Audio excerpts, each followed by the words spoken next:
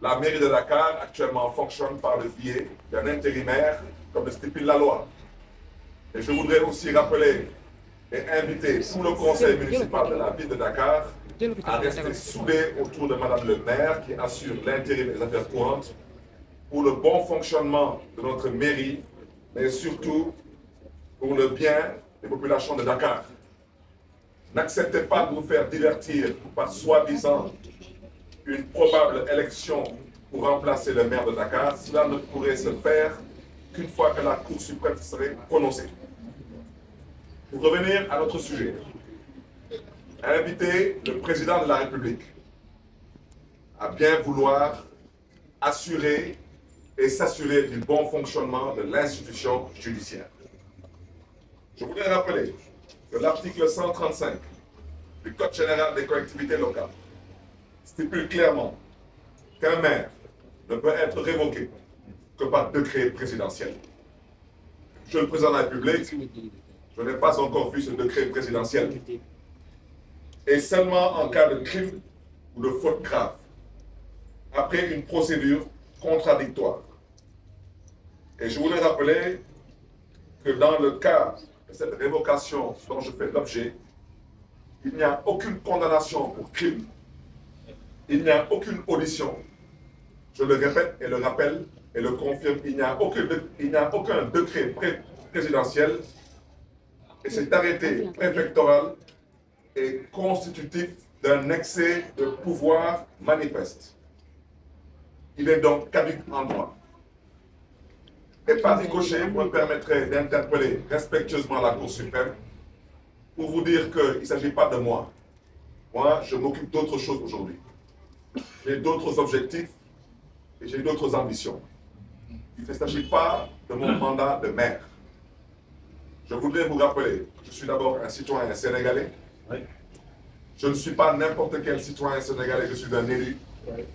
Je ne suis pas n'importe quel élu, je suis le maire de la capitale du Sénégal, Dakar. Et je voudrais vous rappeler que Dakar est la seule ville du Sénégal citée dans la Constitution du Sénégal. Je voudrais vous rappeler que vous tous autant que vous êtes, vous vous réveillez à Dakar, vous habitez à Dakar, et Dakar est le siège de la Cour suprême du Sénégal. Dakar ne peut pas être la seule ville du Sénégal aujourd'hui qui ne dispose pas d'un maire élu au suffrage direct. C'est anormal, c'est illégal et c'est manifestement antidémocratique. Je ne reviendrai pas sur ceux qui ont braqué la mairie de Dakar. Ceux qui me connaissent savent que je ne parle pas en l'air. Je ne menace pas. Je le dis et je le répète avec force. Et je prends tout le peuple sénégalais à témoin. Ceux qui ont commis ce crime contre le peuple de Dakar, ceux qui ont braqué la mairie de Dakar, ceux qui ont détourné le vote de Dakar seront punis. Ça, je vous le promets. Ça prendra le temps que ça prendra, ils seront punis. Quel que soit leur grade, leur titre, leur rang et tout protocole observé. Le Sénégal est une république et à ce titre, on doit apprendre à se respecter. Je voudrais donc dire que la Cour suprême est invitée ou à se prononcer, donc à confirmer que l'arrêté préfectoral est légal. À ce titre, je souhaiterais dire qu'elle est dans l'obligation de vous indiquer la loi qu'elle va convoquer et les articles qui seront aussi éventuellement convoqués. Je le répète, ça n'existe pas. Ou dans le cas contraire, la ville de Dakar doit rendre justice au peuple de Dakar en respectant le vote du peuple de Dakar. Ou la Cour suprême a aussi l'autre option, c'est de s'emmurer dans un silence qui ne dirait pas son nom. J'espère qu'on n'en arrivera pas là. À ce titre, j'espère que la justice de notre pays, que le président Bassirou Diomaye Diakhar Faye a dit être libéré, ne sera pas une justice coupable d'un déni de justice. C'est mon intime conviction. Pour ne pas être long, vous me permettrez de terminer sur un deuxième élément. C'est un élément relatif aux atteintes graves à la liberté d'expression. Rappelez à ce titre que le Sénégal est un état de droit. Pour ceux qui l'ont oublié. Rappelez aujourd'hui il y a quasiment une bonne vingtaine de détenus politiques, pour ne pas dire d'otages politiques, qui doivent être libérés. Et dans les jours à venir, nous travaillerons à cela parce que je reste convaincu qu'il y a une nécessité de mettre en place une vaste coalition d'acteurs politiques, de la société civile, et je rappelle que cette société civile n'est pas constituée de fumier, et surtout d'activistes et de lanceurs d'alerte. Il est temps de se mobiliser, il est temps de manifester, il est temps de faire face que ceux qui ont des penchants qui relèvent d'une pensée dictatoriale comprennent définitivement qu'ils n'impressionnent personne dans ce pays, pour ne pas dire qu'ils font pitié, et qu'ils ont intérêt à revenir à la raison. Parce que ce qui se passe, nous ne l'accepterons plus.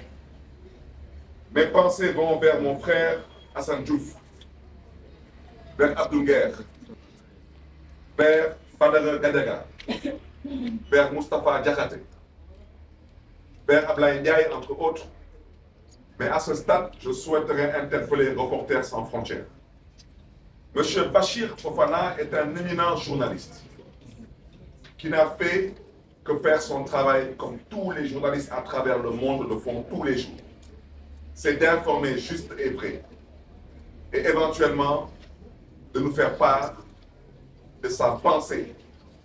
Et voici les raisons pour lesquelles M. Bachir Fofana se trouve actuellement en prison. À travers M. Bachir Fofana, on cherche à museler une presse libre et indépendante. J'invite à ce titre Reporters sans frontières à prendre ses dispositions et ses responsabilités. Quant à nous, acteurs politiques, nous ferons ce que nous avons à faire, parce que si les prisons de ce pays doivent se remplir, franchement, au stade où nous en sommes, c'est le cadet de nos soucis. Je terminerai seulement en disant que j'espère qu'on n'en arrivera pas là.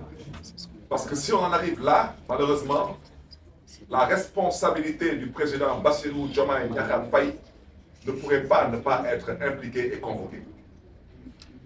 Et j'espère qu'on n'en arrivera pas là. Parce qu'il y a des individus dans ce pays qui n'en valent pas la peine. Il y a un individu dans ce pays qui a dit que ce pays a un problème d'autorité. Moi, je ne le crois pas. Le problème de cet individu, c'est qu'il confond. Il dit être chef de parti. Il a raison, il est effectivement chef de parti. Mais il a oublié que l'homme qui a été élu est chef suprême des armées.